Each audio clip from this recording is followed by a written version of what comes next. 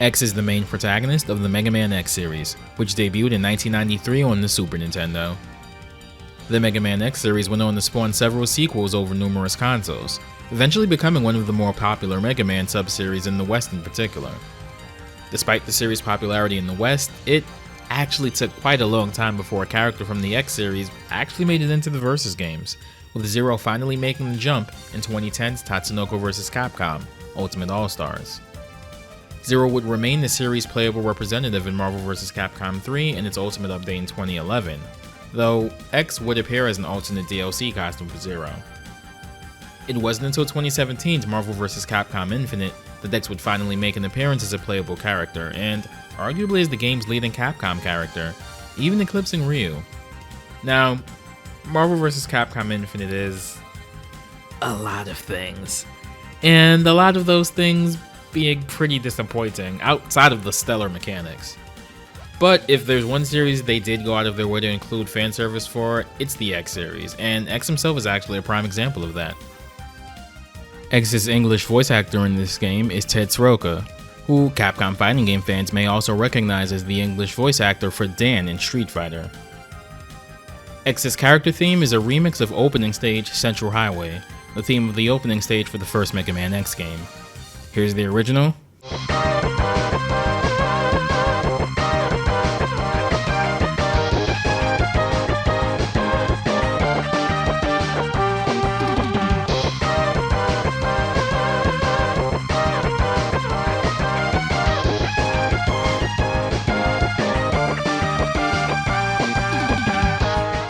And here's the remix.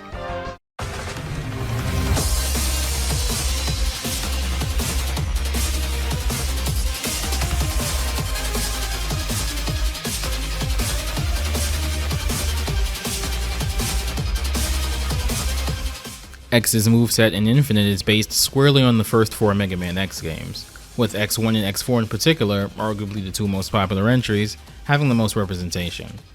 We'll take a look at the origin for each of his special moves when applicable. First are his command normals. Pressing forward and heavy punch gives you Buster Blow. Forward and heavy kick, on the other hand, gives you Shoulder Tackle. Pressing down and heavy punch in the air initiates X's Point Blank Buster. Next are his special moves, and this is where things get interesting. Doing a quarter circle forward in any punch gives you his Buster Shot. Like in the Mega Man X games, this can be charged. This can also be done in the air as well. X has several follow-ups he can do after a Buster Shot depending on the input. Pressing Light Punch sees him follow it up with a dash forward. Unlike Zero's command dash though, you can't cross up the opponent with this. Pressing Heavy Punch gives you Buster Hammer, a leaping overhead attack that ground bounces as well. Pressing Light Kick has him jump backwards away from the opponent. Pressing Heavy Kick initiates a sliding attack that hits off the ground, or OTGs as it's more commonly abbreviated. Pressing Quarter Circle back and punch gives you Sonic Slicer. This attack hails from Mega Man X2 and was gained from beating Overdrive Ostrich. Doing the input twice will have X follow it up with 2 more Sonic Slicers. Quarter Circle forward and any kick is Frost Shield. This one's from Mega Man X3 and was obtained by beating Blizzard Buffalo. Like Sonic Slicer, this one can be wrecked for an additional Frost Shield projectile.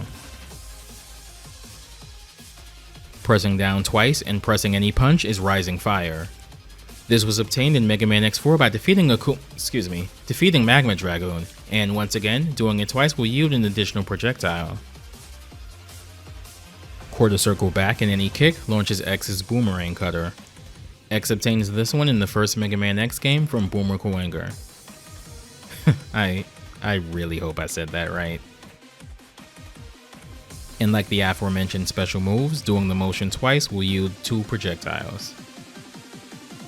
X's first hyper combo is Full Power Charge Shot, a multi-hitting, more damaging version of his standard charge shot. It can be done in the air as well. Next up is Special Weapons Rush, where he attacks with a barrage of boomerang cutters and sonic slicers in an upwards fashion. It's an okay anti-air. X also has an install super, Armor of Light. X instantly equips the first armor, which appears in Mega Man X, its remake, Maverick Hunter X on PSP, and Mega Man Extreme on Game Boy Color. In the X series, X can find parts Dr. Light constructed for him scattered about levels, with each one augmenting a different facet of his toolset. In Marvel vs. Capcom Infinite, Armor of Light has a few buffs. X takes 10% less damage with Armor of Light up, and deals 10% more damage with special attacks as well. His Buster charges faster and gains a third charge level, just like getting the arm parts in the first Mega Man X game. His special moves also have less startup as well. Buster Blow also now cancels cleanly into his launcher, shoulder tackle, and both standing and crouching heavy kick in this state. X also gains a new hyper combo in this mode, Double Charge Shot, which can also be done in the air. Though this is his armor from the first Mega Man X game, the ability to do a double charge shot was first seen in Mega Man X2, after obtaining the arm parts there. Last but not least is X's level 3, Ultimate Strike.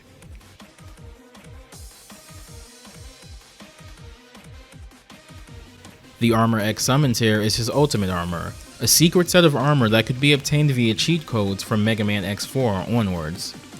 The tackle he performs while cloaked with energy here is Nova Strike, the Ultimate Armor's signature attack in the X series. It's a flying air dash that demolishes just about everything it hits.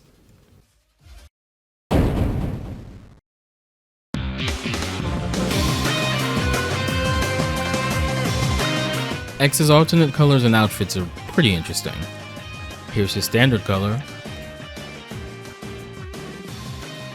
His second color is his color scheme when Rising Fire is equipped in Mega Man X4. His third color is his Boomerang Cutter color scheme in the first Mega Man X game. And his fourth and final color scheme is his Sonic Slicer outfit from Mega Man X2. X's first alternate costume is based off of the True Force line of figures, which itself started as an April Fool's illustration designed by Mega Man artist Keisuke Mizuno.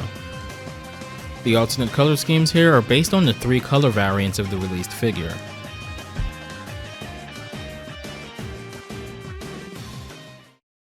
X's second alternate costume is based off of his design from Mega Man X Command Mission, released in 2004 on PlayStation 2 and GameCube. The alternate colors here are based on characters from Command Mission. The first is based on Marino. The second is based on Cinnamon. And the last one is based on Spider. I'd say more about him, but if you know, you know.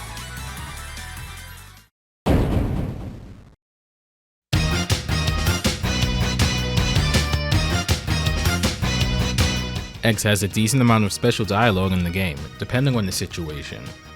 On the character select screen, he has special dialogue with Rocket Raccoon, X. Hands off the Buster, got it? and Zero, X. Let's fight together, Zero.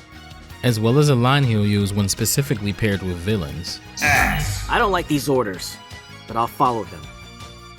Here's all of his special intro and outro dialogue. After this, let's work with the doc on some upgrades. I told you I can't lend you my Buster. I always wanted to see a real Shoryuken. You can take center stage, Spider-Man. Your technology could do so much good. Or, let's save both of our homelands. For a temporary alliance, this isn't bad. Let's go, Zero! Together, no one can stop us! I'd rather not fight such valiant heroes. With you at my side, Avenger, it's like we have the strength of 1,000! Some kind of new Maverick? It's going down. No matter what realm I occupy, I will rule.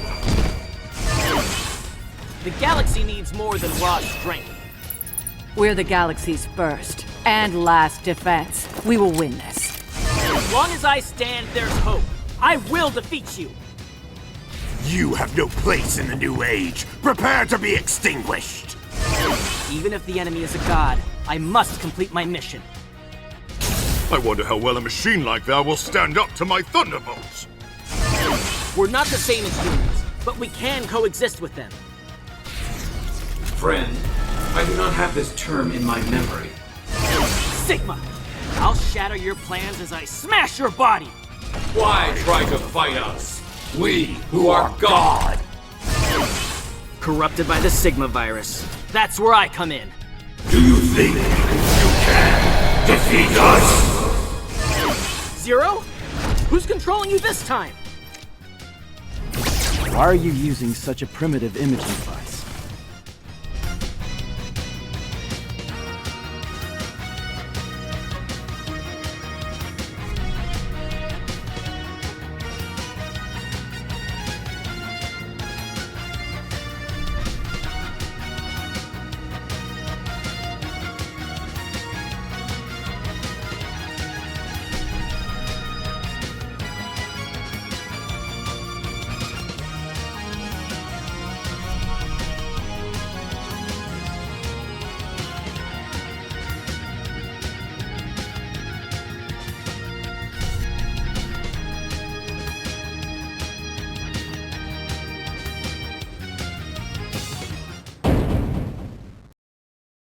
Before we finish here, I do want to draw a bit of attention to a few more minor details that went into X.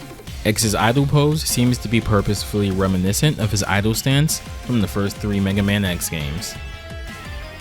His battle intro and victory animations are him teleporting to and from the battle, respectively, like most Mega Man characters do, and given the little flex he does in his intro animation specifically, I think it's safe to say that the animation was specifically based on the one from Mega Man X4 through Mega Man X6. You might have noticed X mentioned seeing a real Shoryuken earlier.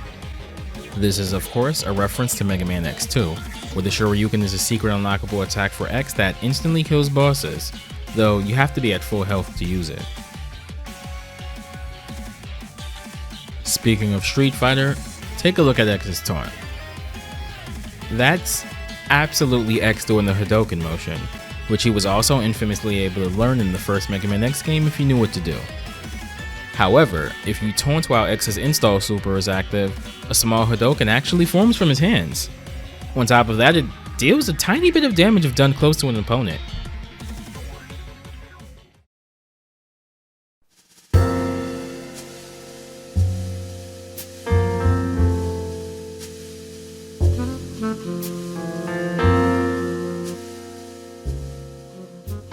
And that's everything there is for X's short but memorable stint in the Versus games.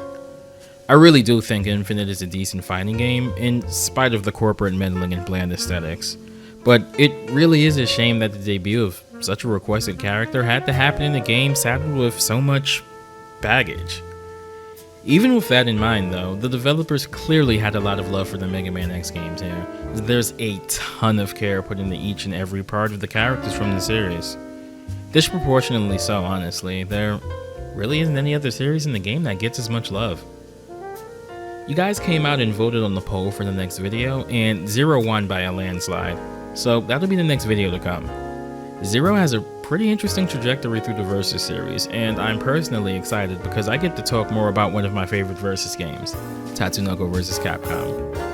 So as always, until then, thanks for watching, and I'll see you next time. Take care.